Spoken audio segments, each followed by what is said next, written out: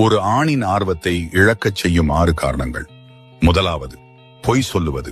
நீ அவனிடம் பொய் சொன்னால் அது உண்மையை மட்டும் பற்றியது அல்ல, அவன் உன்னிடம் வைத்த நம்பிக்கையால் முட்டாளாக உணரச் செய்கிறாய் என்பதுதான் முக்கியம். இரண்டாவது, அவனை புறக்கணிப்பது.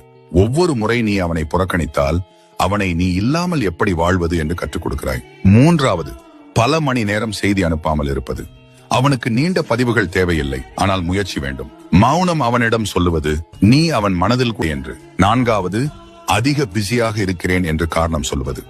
யாரும் அவ்வளவு பிஸியாக இருப்பதில்லை. உண்மையில் பிஸியாக இருப்பவரையும் அக்கறை இல்லாதவரையும் அவன் வேறுபடுத்தி பார்க்கிறான். ஐந்தாவது, அவனை இரண்டாவது தேர்வாக உணரச் செய்வது.